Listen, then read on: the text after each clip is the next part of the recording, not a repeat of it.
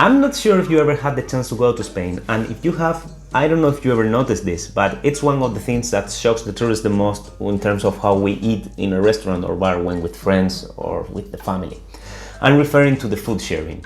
In Spain, it's really usual to share a tapa or a ración during the aperitivo, which is like a first food and drink we have before a proper meal, or even during lunch or dinner, if it's not too formal or in a fancy restaurant. It's also really usual to agree with the rest of the table on what to order and then share everything. The recipe of today is one of the best examples of this, and a very popular one. It's just a simple recipe: potatoes and sauce, but so tasty and beloved that you can find it almost anywhere across the Spanish geography. In fact, we are not going to cook just one sauce, not even two sauces. We are going to learn how to cook three of the most famous sauces, which are served together with soft in the inside while crispy on the outside potatoes. Before starting cooking, you know I always like to provide some background and context to understand the reasons behind a dish, a recipe or an ingredient. Today we're starting with the probably most famous Spanish sauce all over the world, and it is alioli. But to be fairly honest, alioli is not a Spanish invention. We had to go back to the ancient Egypt, where they started mixing together olive oil and garlic to condiment their dishes. The Romans took the recipe from them and improved a little bit with the use of a mortar to emulsify it a little bit better. Thanks to them, this recipe spread to other Mediterranean regions like Sicilia or Calabria, and also thanks to the Andalusis, this recipe was introduced into the south of the Iberian Peninsula. Currently, there are a lot of misconceptions towards the alioli recipe, because it's widely spread, even in Spain, to include egg. But then we will be closer to a mayonnaise than to alioli.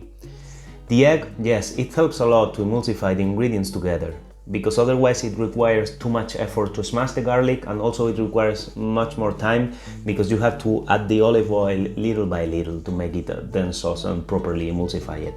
But yeah, we're here to play, so we will cook the original recipe, no egg, and with a small variation. Concerning the second sauce, it's probably not so well known outside of Spain, but for the Spaniards, especially in Madrid, it's a very beloved one. We're talking about salsa brava. Salsa brava is quite more modern than alioli, with records talking about it around the 50s or 60s from the previous century.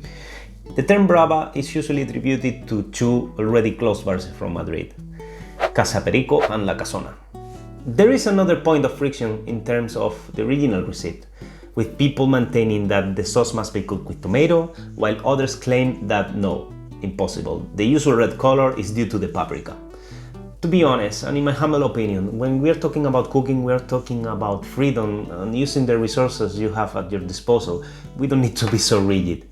Anyway, today I'm cooking it without tomato because it makes the recipe much faster and easier. As a fun fact, these two sauces, alioli and bravas, are even sometimes combined together and served over some potatoes, making what we know as bravioli. However, today I wanted to take the chance to introduce you to a third sauce which is a bit more regional and maybe not so well known, and it is salsa Cabrales. This salsa comes from the Spanish region of Asturias in the north of the country, and it's named after the Cabrales cheese, which comes from an area within this same region. The Cabrales cheese is quite strong. It's a blue cheese made from cow's milk, or it can also be made from the mix of three milks: goat, sheep and cow. Once made, the cheeses are stored in caves in the mountains from around 2 to 4 months, and the conditions of these caves are the key to the success of this cheese, with a relative humidity of 90% and temperatures ranging from 8 to 12 degrees. The Cabrales cheese is quite strong in flavor, but when cooked together with cream, this flavor becomes much lighter. Of course, I don't expect you to have Cabrales cheese, it's not so easy to find, but you can use whatever blue strong cheese you have at your disposal. After this brief background introduction, it's time to take action and cook. No worries, because I will leave the quantities and ingredients in the description. Let's do this! We're gonna start with the sauces, and the first one will be the alioli. Normally, alioli is cooked with raw garlic, but to be fairly honest, despite loving it, to digest it can be sometimes tricky.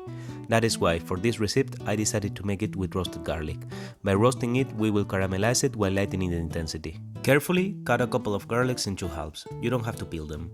Once cut, add some olive oil and salt. Prepare 2 squares of aluminum paper and rub the garlics. If you have an air fryer, this is a nice opportunity to use it. As I don't have one and I don't want to turn on the oven for just 2 garlics, I took the chance that I was roasting vegetables for another meal to include the garlics. You can do that even a couple of days before doing the actual alioli. They will stand perfectly in the refrigerator, so no worries. They will need around 45 minutes at 190 degrees, but check it from time to time because each oven is unique. After this time, they should be cooked and soft and with a nice sweet touch due to the caramelization. Now we will need a mortar. If you don't have one, as myself, try at least to look for a tool which you can use to smash the garlics. Add them to the mortar or a bowl and start smashing them. You will need around 10 minutes until you get a nice roasted garlic paste. At this point, put some lemon juice at your whisk and start adding olive oil little by little. The process might take a while, but it's important that after adding some oil, you mix everything until it emulsifies before adding more oil. Once finished, you should get a nice texture like this. Now let's continue with our Brava. Put some olive oil in a pan and set the heat to medium power. Cut some onion in dices. Try to make them the same size so they cook evenly. After that, add them to the pan. At this point, I also add some salt and garlic powder. While the onion cooks a bit, prepare the chili. Normally, cayenne peppers are used for Brava, but as I didn't have one, I used a red chili pepper I had in my fridge. Remove the veins and seeds if you don't want the sauce too spicy and cut the chili. Now add the chili to the pan and we need to wait around 10 minutes until everything is cooked. After this time passes, we will add 1 spoon of sweet smoked paprika and 1 spoon of regular paprika, which could also be spicy if you want more fire. Remove everything fast during max 30 seconds to avoid that the paprika burns, which would result in not such a nice flavor. Time to put some wine vinegar to add a nice sour taste in the sauce. The final ingredient is some broth. I used Veggie, but it could also be chicken broth. Let everything cook until you get a nice consistency, not too dry but also not too wet. As a final step, to get a thinner texture, I like to mix the sauce with the aid of a mixer or a food processor to avoid having a chunky sauce. As a result, we will have a creamy red sauce like this. To finish with the sauces, let's go with Cabrales. Add butter to a saucepan and also some olive oil and some salt. Put the heat at medium level. After 5 minutes, the butter should be melted and we can add 200 grams of cream. Make sure to remove everything from time to time. Let's go for the cheese. This is how Cabrales looks like. As I said before, it's a blue cheese with a very strong flavor. Let it be in the heat for around 5 minutes while removing to get a creamy sauce. At the end, the consistency should be like this. Now that our sauces are prepared, we need some nice potatoes to have something to pour them over. To do this, prepare beforehand a pot with water and put it at high heat. While it starts boiling, peel the potatoes and cut them in dices. Try as much as possible to make them of the same size. Once done, put the potatoes in the water and let them boil for around 7 minutes. The key here is to soften them but not completely so they keep the form. Filter your potatoes, put them in a bowl and add some olive oil and salt. As you see, this way we use much less oil. Do you remember that remaining olive oil we used to cook the tortilla de patatas? This is a great chance to recycle some of it. Put the potatoes on a tray, trying to keep them separate from each other, and let's go to the oven. Again, this is a fantastic opportunity to use an air fryer if you have it. They won't need much time, so I will go for 250 degrees for around 10 minutes. Anyway, keep an eye on them to make sure they don't burn. At the end, they should be golden and crispy on the surface while soft inside. And that's it! Time to put everything together. Take your potatoes and put them in a dish. This is very personal, but I prefer to put the 3 sauces over them directly, separated from each other, but not caring too much if they mix a little bit. If you prefer to have them separated, you can keep the sauces in the bowls and serve them aside so each person can choose the sauce. Look at this beauty. I think it's time to taste it, don't you? Okay guys, so it's the moment of truth. Let's try this. First start with Cabrales. Quite a strong sauce, so be careful with this one. I've just put a little bit of it.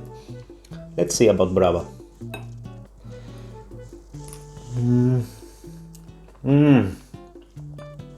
Really good. Not spicy as I expected it, so I should have been braver with the pepper. But anyway, really good. I really feel the paprika there. Now, the one which I think is going to be my favorite, the Alioli. I love it. because the garlic is not so powerful, it's not so strong because we roasted it. Yeah, it's so creamy. Yeah, so please guys, try it and let me know how it went. Yeah, if you have any doubt, please put it in the comments. Give it a like and follow. See you in the next video.